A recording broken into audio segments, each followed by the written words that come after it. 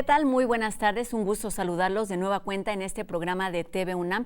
La UNAM responde con la información más reciente que se va generando en torno a esta pandemia ocasionada por el virus del SARS-CoV-2. Tenemos, por supuesto, un panorama de las acciones y las recomendaciones que ofrecen tanto científicos como investigadores universitarios para ir enfrentando y solucionando las dificultades que se generan día con día en torno a esta contingencia. Ayer lo decía el coordinador de la investigación científica de nuestra universidad, el doctor William Lee Alardín. Nuestra universidad está siempre al servicio de México en momentos difíciles y evidentemente esta no es la excepción. Hoy estaremos conversando sobre una noticia que ha dado la vuelta por distintos medios de comunicación y se trata de la secuenciación genómica de los primeros casos registrados en el país por COVID-19. Estaremos conversando con el doctor Carlos Federico Arias Ortiz del Instituto de Biotecnología de nuestra universidad, quien nos habla de este logro y de lo que significa tener detalles de la composición, de las variantes y del posible comportamiento de este virus que, como sabemos, ha puesto al mundo de cabeza. También tenemos recomendaciones de cultura. Hoy es 29 de abril, es el Día Internacional de la Danza. Por supuesto, Flavio nos presenta historias de estos que son los grupos más vulnerables. También tenemos información y reflexiones para tener en cuenta durante esta cuarentena. Recuerden que podemos hacer juntos este programa. Pueden hacernos llegar sus dudas y sus comentarios a través de todas nuestras redes sociales y también de los números de WhatsApp que están apareciendo en su pantalla. Muchísimas gracias por acompañarnos durante los siguientes minutos aquí en TV UNAM. Y bueno, comenzamos precisamente con un resumen de lo que ocurre en nuestro país, donde ya se registran 16,752 casos confirmados por la enfermedad de COVID-19 y lamentablemente los decesos llegan a 1,567 personas. Vamos a conocer este panorama completo de lo que ocurre en México. El día de hoy tenemos alrededor del 55% de ocupación de la capacidad hospitalaria y estamos ya en un convenio con el INSABI, con el INSABI tenemos un convenio ya desde hace tiempo, pero con el Instituto Mexicano del Seguro Social, con el ISSSTE, para que se pueda comenzar a recibir a otros pacientes en caso de saturación de la capacidad hospitalaria de nuestros hospitales junto con los institutos nacionales de salud. Hoy, 21,341 empresarios solidarios recibieron 25,000 pesos en las cuentas que desde hace algunos días nos empezaron a dar. Esto empezó a ocurrir el viernes, empezaron a registrar y hoy ya son 21,341 empresarios los que recibieron sus 25,000 pesos. Ellos, a su vez, tienen 183,000 trabajadores. Y a su vez estos 183,000 trabajadores dependen de ellos 292,000 familiares beneficiados. ¿A dónde ir? A las distintas unidades de salud, si la persona tiene aseguramiento, por ejemplo, en el IMSS, a la clínica, a la unidad de medicina familiar que le corresponde, si está en el ISSSTE, a la unidad de medicina familiar u hospital que le corresponde, si es una urgencia, hay que acudir al hospital. Y si no tiene ningún aseguramiento y acostumbrado a ir a los servicios públicos, puede ir a los diversos unidades de salud que hay en la Ciudad de México, por ejemplo. Entonces, muchas gracias a todos los contribuyentes y también decirles que esto es posible porque ya no hay condonación de impuestos y porque ya no hay privilegios fiscales.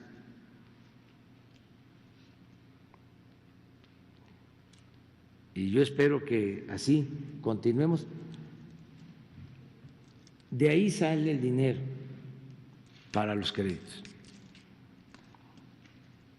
Y de ahí sale para las pensiones, adultos mayores, y de ahí sale para todo.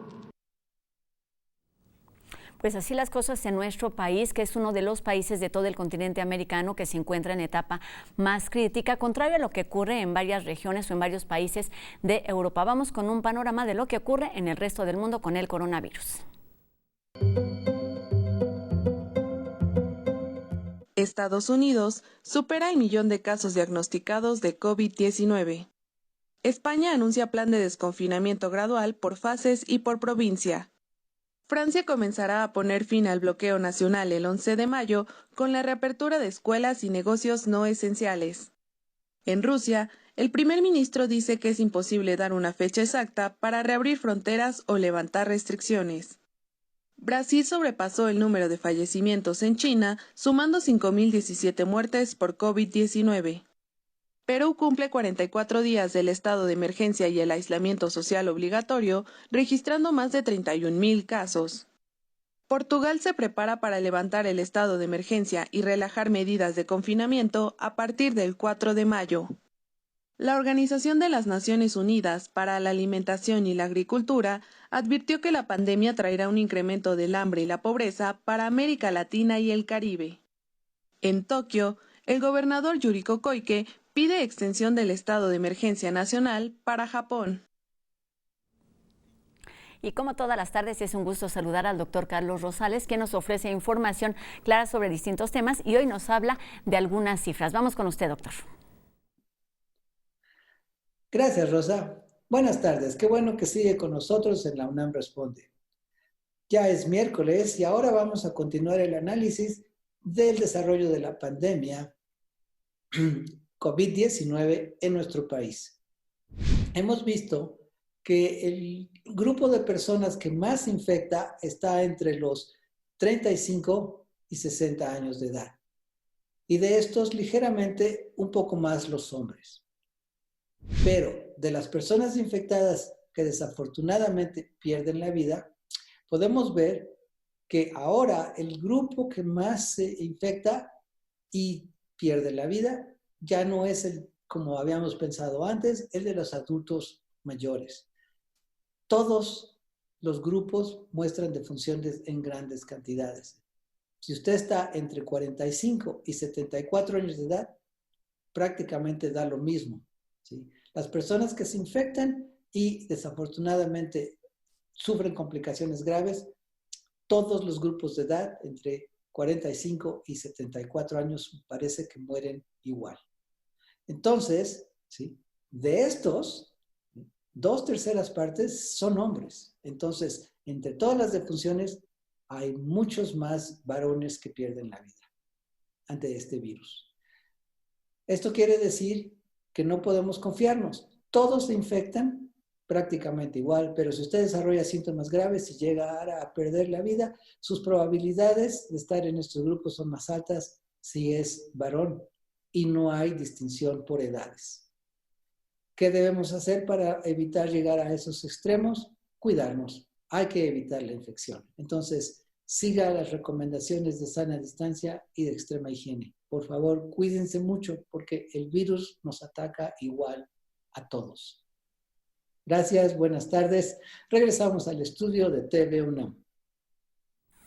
Gracias, doctor. No debemos bajar la guardia. Sigamos estas recomendaciones de higiene y de mantenernos en casa siempre y cuando sea posible. Hagamos las actividades esenciales y si tenemos que salir de casa, pues que sea solamente una persona en la medida de lo posible. Y bueno, durante esta contingencia es muy urgente y es muy común escuchar sobre la necesidad de tener una vacuna, sobre tener un tratamiento que acabe con esta pandemia o que controle el virus. Y esto solamente será posible cuando se tengan las bases, el conocimiento científico para conocer al virus del SARS-CoV-2. Hoy platicaremos justamente con el doctor Carlos Arias del Departamento de Genética del Desarrollo y Fisiología Molecular de nuestra universidad, quien es uno de los científicos y de los universitarios que precisamente está trabajando en este tema, que es la base de muchos adelantos y muchos desarrollos de los que podemos ir platicando. Doctor, muy buenas tardes. Un gusto saludarlo aquí en este espacio de la UNAM Responde.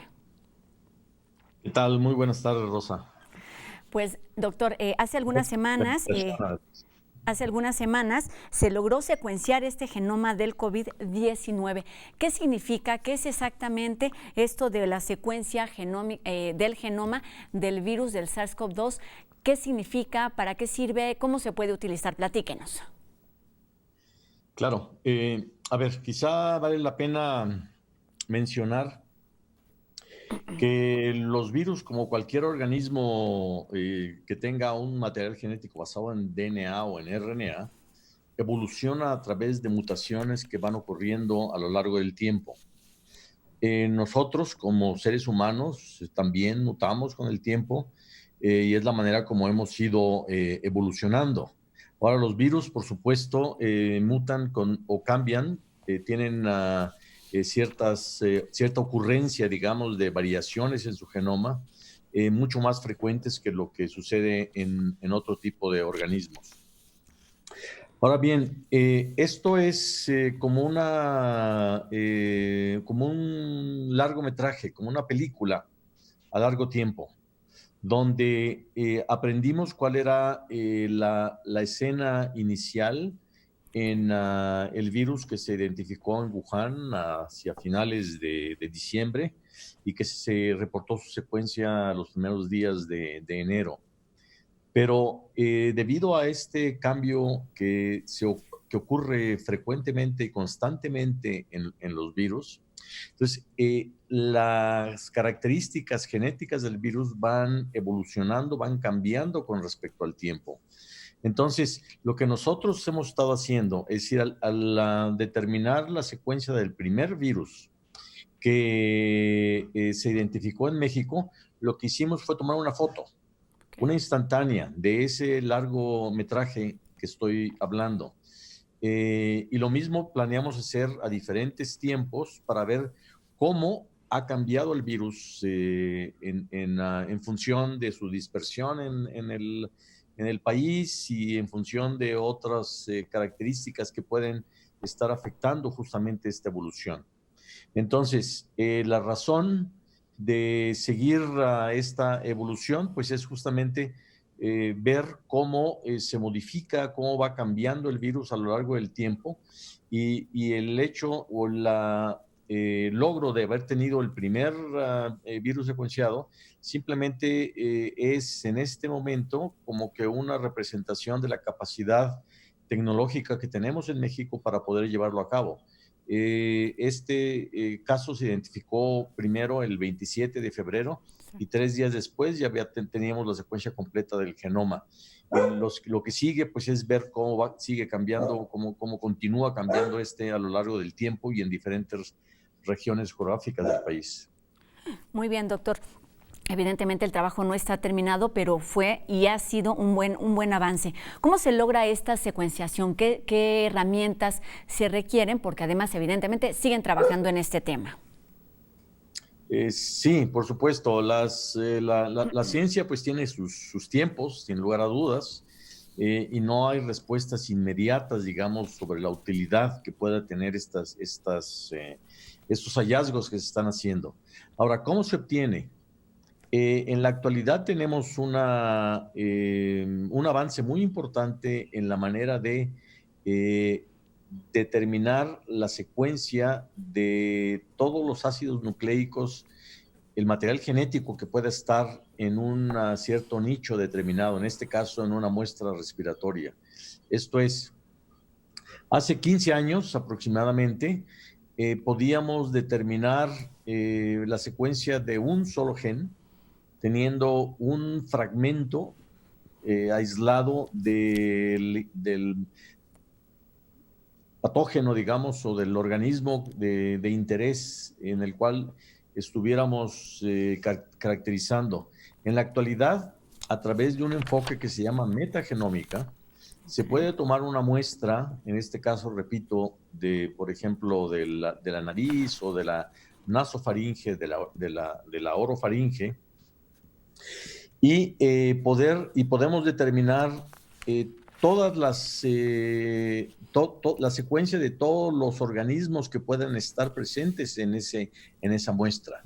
Esto incluye bacterias, parásitos, por supuesto, secuencias del hospedero, en este caso del ser humano, y lo que hacemos es, primero, obtener todas esas secuencias a través de un método de extracción muy particular. Después, a través de métodos de biología molecular, podemos transformar ese material genético que tenemos en DNA, lo cual finalmente se somete a un procedimiento que se conoce como secuenciación masiva de DNA, y lo que nos da es, en lugar de tener una sola secuencia, como lo hacíamos hace 15 años. Aquí podemos tener millones de secuencias. En una ronda de secuenciación podemos tener 400 millones de secuencias que representan todo el material genético que hay en una muestra, que puede ser nuevamente respiratorio, o puede ser del suelo, o puede ser del agua, o puede ser del aire. Entonces, el siguiente reto, que es particularmente importante, es tener la capacidad bioinformática, la gente especializada en el análisis computacional de estas secuencias, para poder de ahí extraer las secuencias que a uno le interesan. Entonces, a través de este procedimiento se puede tener y dirigir la búsqueda de esas 400 millones de secuencias en este caso del virus que nos interesa. Entonces, este es el procedimiento que se lleva a cabo para poder secuenciar en términos muy, muy generales la secuencia del genoma.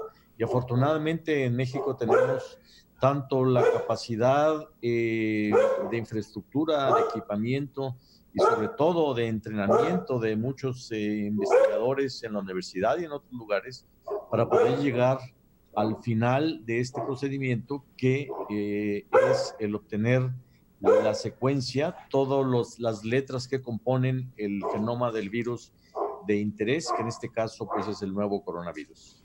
Resulta increíble escuchar, doctor, que un virus tan pequeñito pueda tener, como nos dice, alrededor de 14,000 formas de leerlo, y esto significa que lo están conociendo para saber cómo se comporta y qué seguirá. Esto quisiera que nos explicaran. Han pasado 8 semanas desde que hicieron desde que lograron esta secuenciación, y qué han descubierto. ¿Hay algunas variantes? ¿Cómo se ha modificado? ¿Y qué se puede esperar de este virus en nuestro país? Sí, como mencionaba, esta es una película constante en la cual estamos tomando fotos. Entonces, tomamos una primera foto del primer virus que se detectó en México. Posteriormente, en las siguientes semanas, hemos tomado una siguiente foto de 17 virus que fueron importados hacia el país por personas que estuvieron en zonas o en otras regiones geográficas donde circulaba el virus de manera abundante. Entonces, en esta segunda foto tenemos la secuencia de 17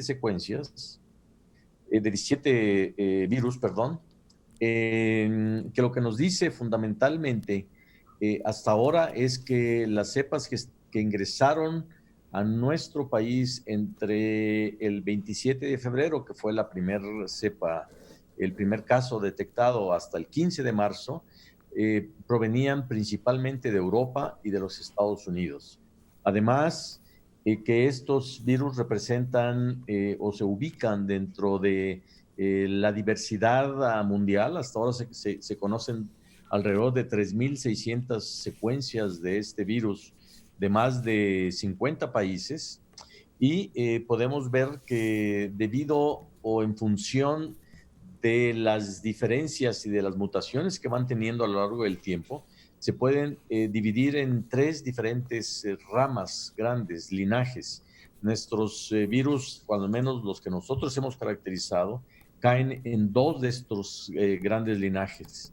Y también la información que nos dio es que hacia principios o mediados, en la segunda semana de marzo, teníamos ya evidencias de que había una transmisión del virus en la comunidad, no solamente de importación, virus que venían por personas que habían estado en el extranjero, sino que ya la transmisión local estaba implantada. Exactamente, importante recordar esto, que los primeros casos que se registraron en nuestro país y en algunos otros fue a través de personas que habían viajado a estos países donde ya se había registrado el virus. Doctor, estamos por terminar este primer bloque de entrevista, y para terminar me gustaría que nos hablara brevemente de si este virus, de lo que se sabe y con estas secuencias y con estos linajes, el virus que se desarrolla entre los mexicanos es distinto al que ha sucedido o al que ha contagiado a personas de otros países, de otras nacionalidades. Sí. por supuesto, como mencioné, el virus continúa evolucionando constantemente. Esperamos, en función de la tasa de evolución que se ha determinado hasta ahora, que a lo largo de un año este virus pueda tener alrededor de 30 cambios en relación al virus original que se secuenció en Wuhan, China, hacia finales de 2019. Esta evolución va a continuar y lo que tenemos en la actualidad es que los virus presentes en diferentes países han ido cambiando con mutaciones particulares de esos lugares, igual que los virus que ahora están en México y que vamos a seguir estudiando para determinar cuáles son los cambios que ocurren en nuestro país, que pudieran depender de muchos diferentes factores. Entonces, los virus son diferentes, pero afortunadamente hasta ahora se tienen alrededor de 14 cambios nada más de los 30,000.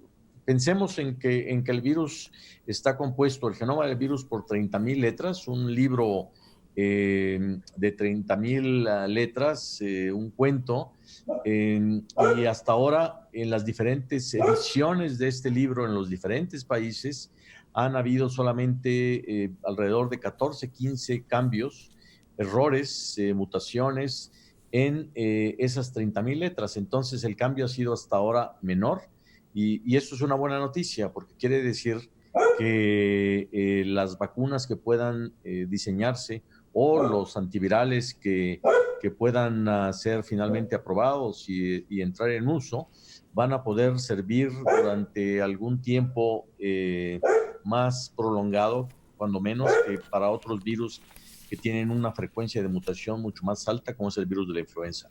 Pues doctor, todavía mucho que escribir en este libro del virus del SARS-CoV-2. Seguiremos platicando de este tema al regresar de la pausa aquí en la UNAM Responde. Le pido que nos espere unos minutitos, tenemos más información y antes de ir a una pausa, justamente los invito a que veamos una cápsula para ayudar a quienes nos ayudan todo el tiempo. Se trata del personal médico y después volvemos aquí con más información a la UNAM Responde. No se vayan.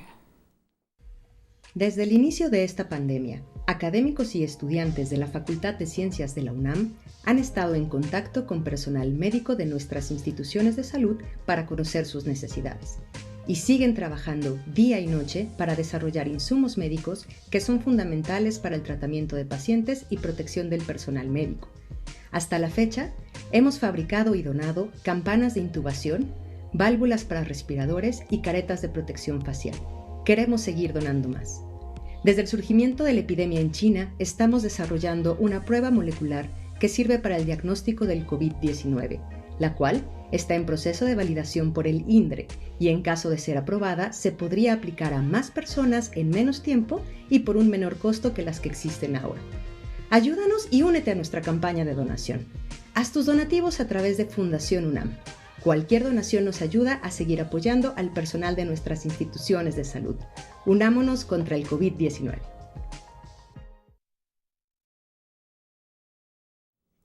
Seguimos aquí en la UNAM Responde y ahora les tenemos información sobre la Facultad de Medicina, esta instancia universitaria que ha jugado un papel importantísimo dando servicio no solamente a nuestra comunidad, sino a la ciudadanía en general. Vamos a hablar enseguida de un call center, un centro de información médica profesional sobre la pandemia del COVID-19. Escuchemos. Amigos de TV UNAM, estamos con la doctora Ana Elena Limón. Ella es secretaria de Enseñanza Clínica, Internado Médico y Servicio Social de la Facultad de Medicina de la UNAM y estamos para platicar sobre el servicio telefónico para resolver dudas sobre COVID-19 que la UNAM abrió esta semana. Doctora Limón, muy buenas tardes, ¿cómo se encuentra? Buenas tardes, bien, muchas gracias. Bueno, pues este call center nace de la necesidad del SARS-2, COVID-19, que nos encontramos en esta pandemia al ver cómo se estaba comportando esto. La UNAM y la Facultad de Medicina, acompañado de la Dirección General de Comunicación y Cómputo, decidieron formar este call center para que la gente tuviera una respuesta oportuna y que fuera además veraz, porque ha habido una cantidad de información y de desinformación que eso es lo que la gente necesita. La gente necesita saber cómo debe autocuidarse, qué debe hacer en su casa, cómo debe de cuidar a los suyos. Y esto es la única manera. ¿Qué puede hacer si empieza a tener sintomatología y esto? Si realmente necesita ir al hospital, si necesita ir al médico, si necesita hablar, o si solamente necesita tener reposo y quedarse en casa, o bien necesita irse a hacer la prueba. Son este tipo de preguntas. El call center cuenta con 63 médicos que ya son pasantes de las 8 de la mañana a las 8 de la noche. La gente, bueno, pues de alguna manera, si usted le aprieta el 1, es para tener una llamada individual con el médico. Si le aprieta el 2, es para las preguntas más frecuentes. ¿Sí? Una de las preguntas más frecuentes es que si yo estoy en contacto con un amigo, pero que no tiene ninguna sintomatología, ¿me puedo estar con él? Pues no, la idea es que sabemos que esta enfermedad tiene un periodo de incubación y que realmente se pueden infectar. Entonces, de todo este tipo de cosas es lo que estamos dando a conocer, que no se deben de automedicar, qué medicamentos pueden, te preguntan mucho qué medicamentos pueden comprar por si les pasa. Entonces ya les decimos que no, porque lo único que producen es un desabasto para la gente que realmente tiene la enfermedad.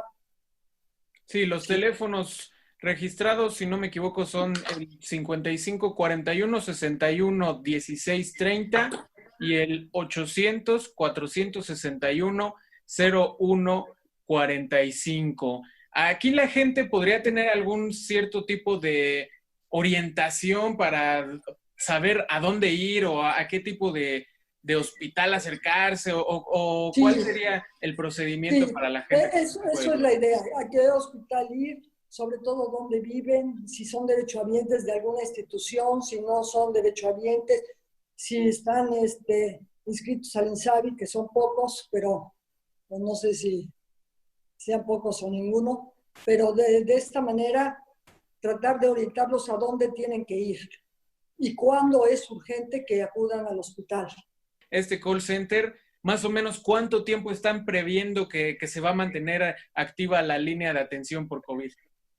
Pues dependiendo cuánto dure la pandemia y cómo sigan siendo las necesidades. Si las necesidades siguen siendo muchas, pues yo creo que pues va a durar 2, 3 meses o a lo mejor más. No sabemos cómo va a suceder aquí en México todo, pero por lo que vemos la pandemia pues está siendo muy importante y va a ser todavía más importante el próximo mes.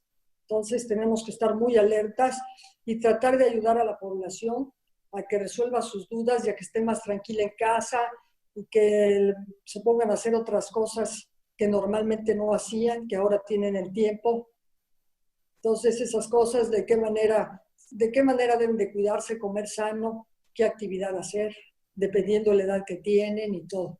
Por supuesto, es uno de los servicios que está ofreciendo la universidad. Repito los números telefónicos: 52 55 41 61 16 30 y 52 800 461 01 45. ¿Nos repite el horario, doctora? Es de 8 de la mañana a las 20 horas. De lunes a viernes. De lunes a viernes. Pues ahí está la información para todos los usuarios que quieran aclarar sus dudas respecto a sintomatología, respecto a qué hacer si hubo contacto con alguna persona posiblemente infectada sobre coronavirus. Esta es la línea que está ofreciendo la UNAM. Y además de estos números, la Facultad de Medicina siempre está actualizando información para toda la comunidad y para la ciudadanía a través de su página y también a través de sus redes sociales. Y ahora también nos enlazamos con Anel Pérez, quien nos habla de algunas de las opciones que ofrece Cultura UNAM para estar en casa, en donde no podría faltar, por supuesto, el Día Internacional de la Danza. Te escuchamos, Anel. Hola, yo soy Anel Pérez y esto es Cultura UNAM en casa. Hoy estamos de fiesta porque es el Día Internacional de la Danza y les recuerdo que todavía hay muchas actividades que podemos disfrutar. Está, por supuesto, las clases de baile, podemos seguir los testimonios de integrantes de las diferentes compañías de danza, como la DAJU, de danza contemporánea.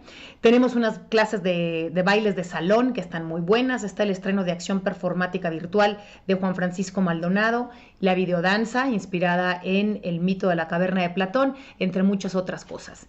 Y mañana es 30 20 de abril, Día del Niño. Y por supuesto, tenemos muchas cosas preparadas para los más chiquitos de la casa.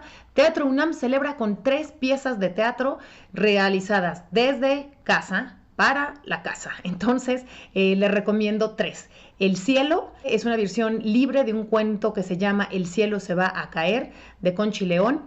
Está también la obra Dos pasos sin guarache, de la compañía Punto de Tierra, de Valentina Sierra y Fernando Bonilla. Es una pieza para títeres inspirada en 2 textos de Lope de Rueda. Y La libertad es un remolino, con la compañía La Covacha de teatro, dirigida por Marcela Castillo, en el que se trata de una niña y su idea de la libertad en un día de cuarentena. Creo que a todos nos suena.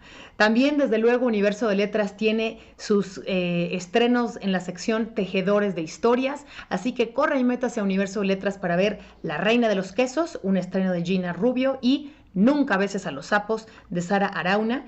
Estas 2 son parte de videos que nos están grabando los queridos tejedores de historias. Además, ahí también puede ver lo que nos graban los abuelos lectores y cuentacuentos. Por otra parte, les recuerdo que estamos también celebrando El Principito con el motivo del número 1000 de Descarga Cultura. Así que hay mucho para celebrar y desde luego TV UNAM no se queda atrás.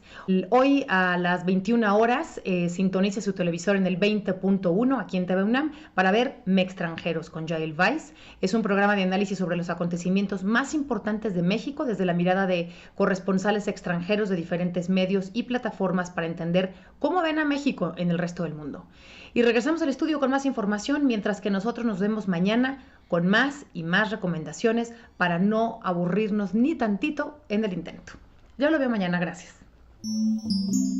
Gracias, Anel. Pues sí, dancemos el día de hoy y mañana concitamos a los más pequeños de todas nuestras casas. Y ahora vamos a ver cómo es que los animales reclaman el mundo con un poco de humor a través de No Memes.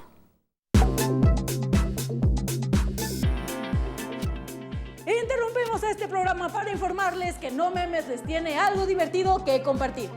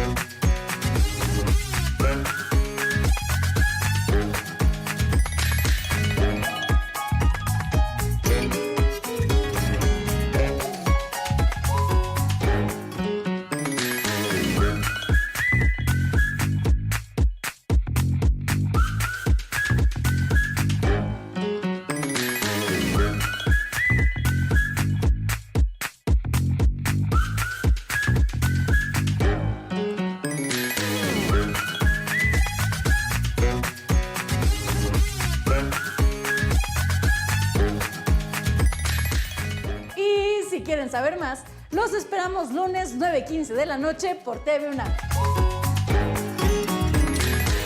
Y si quieren saber más también de la programación de TV UNAM y de MEX Extranjeros, vamos a escuchar enseguida a Yael Weiss, quien nos habla sobre lo que ocurrirá durante el capítulo de hoy en MEX Extranjeros. No se vayan, esto es La UNAM Responde, volvemos con más información.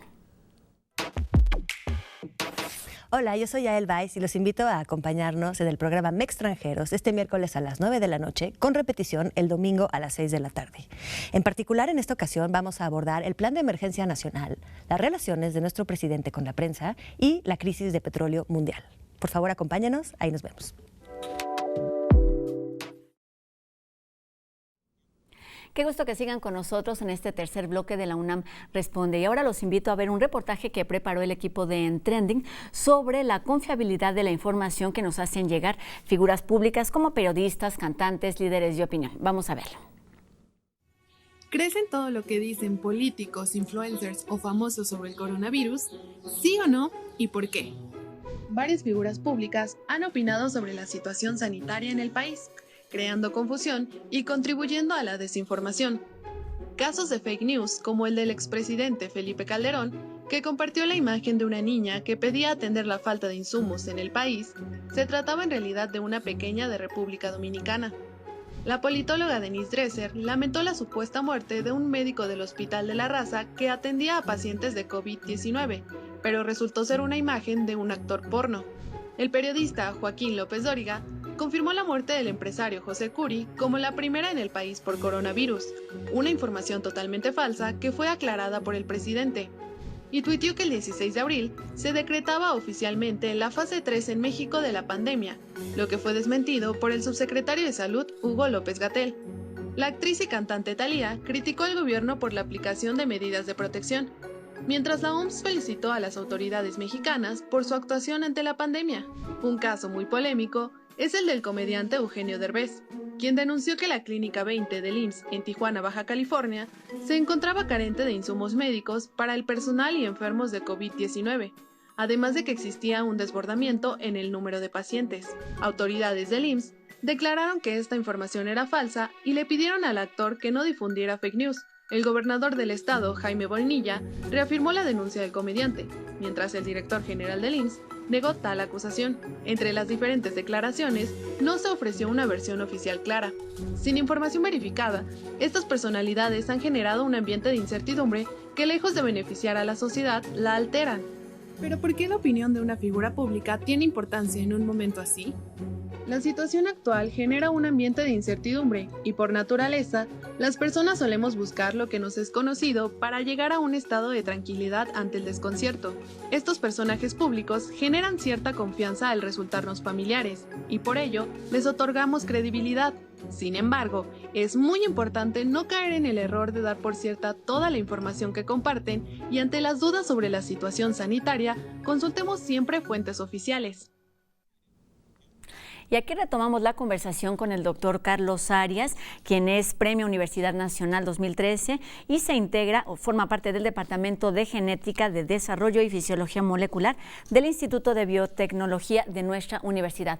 Doctor, pues retomamos esta conversación. Este trabajo de investigación comenzó hace ya varias semanas, 8 o 9 por lo menos, y como nos dice, se trata de un proceso que durará varios meses más. Hasta el momento, ¿qué se sabe? ¿Cuáles son las características de este SARS-CoV-2 que está presente en la población mexicana? Bueno, lo que mencionaba en el segmento anterior justamente es el avance más reciente que tuvimos o que hemos tenido en función de las 17 cepas que caracterizamos de casos de importación, donde pudimos determinar que venían principalmente de Europa, de Norteamérica, que algunas de ellas tenían ya o nos daban evidencias de circulación comunitaria y que pertenecían a dos de los principales linajes que se han caracterizado hasta ahora. Exactamente, doctor. Pues con este resumen, lo que quisiera que nos hablara ahora, a partir de estas variantes que se tienen y de lo que se ha investigado, se hacen esfuerzos para tener un tratamiento, para tener una vacuna. La vacuna evidentemente llevará muchos meses más, pero ¿cuál es la utilidad y cuáles son los avances de esta investigación para poder avanzar? Se trata de una colaboración entre distintos investigadores y especialistas de múltiples disciplinas. Sí, en efecto, en este proyecto participan alrededor de 20 investigadores de 6 instituciones diferentes: el INER, el INDRE, el Instituto Nacional de Nutrición, el IMSS, una colega connacional de la Universidad de Oxford y del Instituto de Biotecnología de la UNAM. Y lo que se puede obtener en este momento nuevamente es lo que describía yo como en la foto actual que tenemos. No tiene en este momento mayor aplicación o proyección, digamos, en términos de aplicación de este conocimiento para el avance de medidas de control o de prevención de la enfermedad. Esto, el valor que tienen estos análisis, estas secuencias, se van a ir dando a través de los meses y este programa que tenemos planteado, de hecho, va a continuar a lo largo, espero, cuando menos de 2 años, donde podremos evaluar en su momento, como mencionaba yo hace un momento, el surgimiento de posibles cepas resistentes antivirales o que ya no sean neutralizadas por la vacuna en uso. Lo que sí han descubierto con todas estas investigaciones y durante este tiempo son algunas cualidades, por ejemplo, si este virus es sensible y se elimina con medidas de higiene básicas como el lavado de manos, como el alcohol. ¿Qué más saben de este virus, doctor? ¿Cómo se puede atacar y cómo se puede controlar en la medida de lo posible durante esta fase 3 que estamos viviendo en México? Bueno, las medidas de control son las mismas que se han descrito y las que acaba de mencionar. Sí. Quizá vale la pena en este contexto mencionar las sugerencias que hizo el presidente de nuestro país vecino acerca de utilizar la luz ultravioleta o bien esperar a que las condiciones climáticas cambien, a que aumente el calor debido a los meses más calientes del año que vienen por el verano y que esto pueda controlar el virus. En ese sentido, yo creo que es importante tener claro que aunque los cambios en la temperatura pudieran disminuir ciertamente la transmisión del virus, no van a tener, desde mi punto de vista, cuando menos, un impacto importante en términos de la transmisión del virus y de los problemas graves que estamos teniendo en diferentes países. Y esto se ha visto desde Tailandia, digamos, desde el principio de la epidemia en ese momento, que fue uno de los primeros países con casos fuera de China, o en Singapur, o en Indonesia, donde las temperaturas estaban del 34 a 35 grados centígrados, las máximas, y eso no evitó a que se propagara el virus. Y en términos de la luz ultravioleta, ciertamente este método es un método que se ha utilizado desde hace ya muchas décadas para esterilizar espacios abiertos, esterilizar el agua. Sin embargo, la energía de la luz ultravioleta que se utiliza para esos propósitos es muchísimo mayor, la longitud de onda es mucho menor y la intensidad también es más grande para ese propósito. La luz UV, que forma parte de la luz solar, no tiene esas características. Entonces, ciertamente la luz UV que presente en la luz solar, pues no va a resolver el problema. Y claramente también este tipo de tratamientos del uso de luz ultravioleta para aplicarlos a las personas está totalmente fuera de lugar, porque es un tratamiento agresivo que ciertamente, como en todos los organismos vivos, puede causar daño al material genético y en nuestro caso producir cánceres con frecuencia. También en estos días hemos escuchado hablar bastante sobre la inmunidad. ¿Qué pasará cuando tenemos el virus o cómo lograrla en una población cuando ya la mayoría haya estado contagiada? ¿Qué pasa sobre este tema, doctor? Sí, ese es un tema controvertido todavía. Aparentemente, hay algunos reportes que dicen que personas que se han infectado después de algunas pocas semanas resulta que tienen el virus nuevamente. Esto no necesariamente quiere decir que haya una reinfección.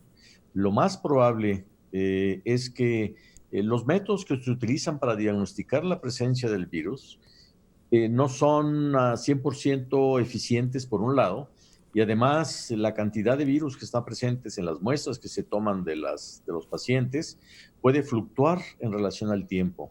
Entonces, el tener una muestra negativa a un paciente que se dio de alta no necesariamente quiere decir que no tenga virus, sino simplemente que no lo pudimos detectar. Ahora, en términos de la inmunidad, todas las infecciones agudas, hasta donde yo conozco, inducen cierto tipo de inmunidad. Y con una duración que ciertamente puede ser variable, pero sería realmente sorprendente en que una infección con este virus no indujera una inmunidad a las personas infectadas, cuando menos durante algunos meses. y eso, por supuesto, está por determinarse y por estudiarse.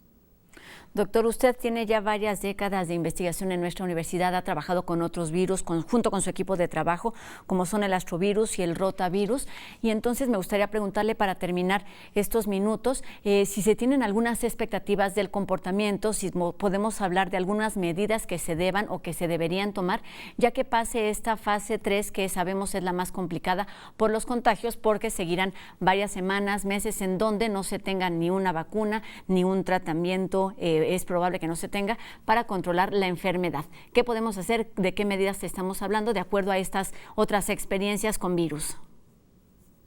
Sí, en ese sentido, yo creo que las noticias no son muy buenas. Yo, más que semanas y meses, pensaría en años.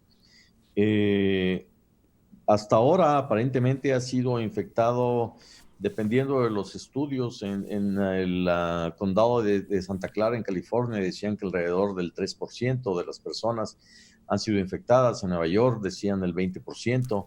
Para realmente tener una inmunidad grupal, de rebaño, como se le conoce, que pueda proteger a la población en general y que el virus no se transmita con facilidad, se requiere tener un 60, 70, 80% de personas infectadas. Y esto va a suceder a lo largo de varios años. Yo esperaría que quizá después de 4, 5, 6 años, el 100% de la población mundial pudiéramos estar infectadas. Ahora, aquí la paradoja que hay es que aquellos países donde han tenido medidas muy estrictas para el control de la infección del virus, van a tener un porcentaje de infección de la población relativamente bajo, pero el virus no se va a ir.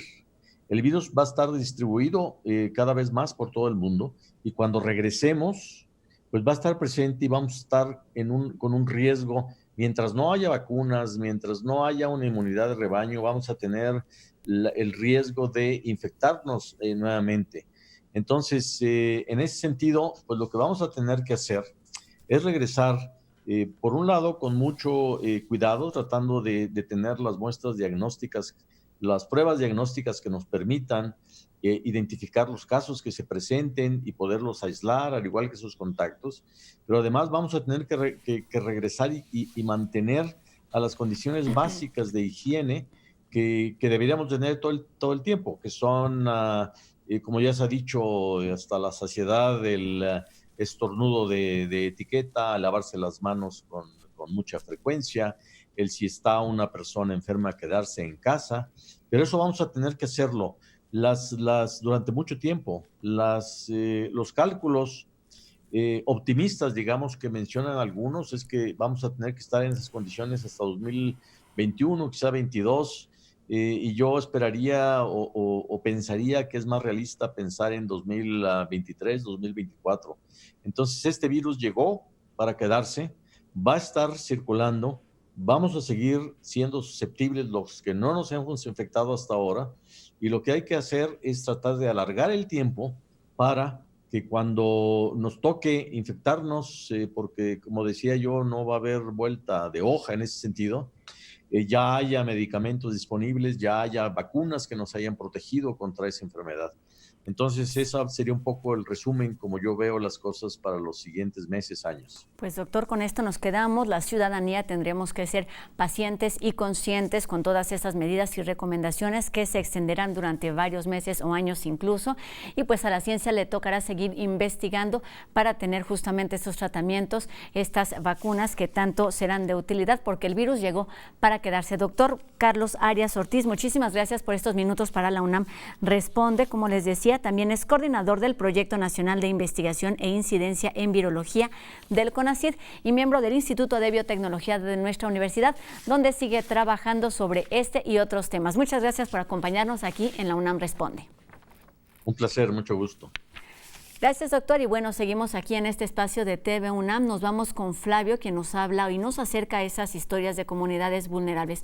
Hoy nos cuenta una historia de esas que no deberían pasar y tiene que ver con los médicos, con quienes son este primer frente de nuestra pandemia y a quienes tendríamos que apoyar y no agredir. Te escuchamos, Flavio. Hola Rosa, buenas tardes. Otra vez aquí transmitiendo desde mi casa. Todavía seguimos en fase 3. Aquellas personas que podamos evitar salir a la calle tenemos que hacerlo, no solamente para proteger nuestra vida, sino para evitar contagiar a otras personas. Y hablando de personas que protegen vidas, hoy quiero tocar un tema que ha sido muy popular en los medios de comunicación y que se ha tocado también ayer en la UNAM Responde, que es la agresión al personal sanitario.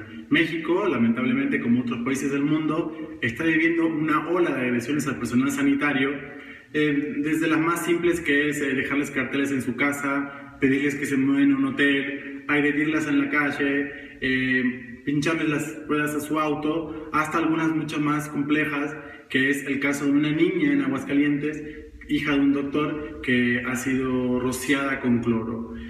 Para hablar sobre este tema me comuniqué con la doctora Paloma Leiva. Paloma Leiva representa a una organización llamada Mamás Doctoras en Aguascalientes, que es un grupo de madres que se ha juntado luego del terremoto de hace 2 años para brindarse ayuda, para hacer eventos solidarios y para, más importante, apoyarse entre ellas. Aquí la única idea es de que quede consciente el hospital que no nos interesa que traigan a nadie. Y si van a echar a perder, van a hacer las cosas, hagan lo que quieran, pero no van a traer gente. Los quemamos, los quemamos. Eso bien, los quemamos. Quemamos el pinche hospital y no hay hospital.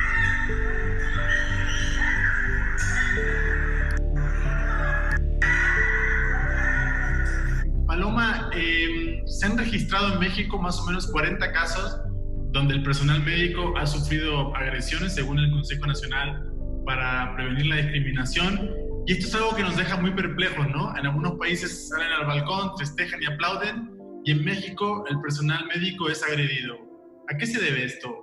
Yo creo que es desconocimiento más que nada y el temor mismo, ¿no? El no saber manejar esas emociones de miedo ante algo desconocido, porque estamos ante algo que estamos aprendiendo de él, o estamos aprendiendo de un virus nuevo y de cómo se está contagiando. Entonces, el no tener la información completa,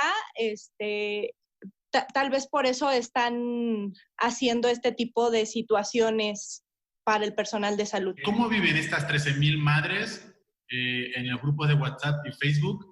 ¿Cómo se comparten todas estas historias de agresiones? Fíjate que hay diversas doctoras. En este caso, te voy a nombrar una que en particular yo sigo, que es la doctora Norma González.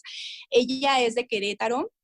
Ella, aparte de ser doctora, ella estudió psicología, entonces a veces ella nos muestra algunos videos de cómo contener estas emociones, de cómo manejar, no contener, manejar estas emociones, porque es enojo, porque tú estás trabajando por el bien de las personas, porque estén bien, porque tengan salud, y que seas agredido así como que no concuerda, ¿no? O sea, es una incongruencia total de la población. ¿Cómo te van a agredir a ti como personal de salud si tú los estás ayudando a llevar esta enfermedad?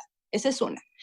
Otra, pues, es tristeza, porque imagínate la frustración tú de sentirte solo realmente ante la población y que seas agredido, pues es también parte, ¿no? Entonces, entre miedo, enojo, tristeza, y en este grupo tenemos personas muy valiosas, doctoras muy valiosas, que nos ayudan haciendo un Facebook Live breve, igual hasta de cómo manejar estas situaciones emocionales dentro de esta pandemia, que pues la verdad es que son muchas emociones las que se viven. Paloma, las noticias que llegan de las agresiones de los doctores son muy graves, no solamente en México, sino en todo el mundo, pero hay un caso en particular en Aguascalientes que me llamó mucho la atención, sobre unos familiares que estaban de visita y rociaron a una niña con cloro.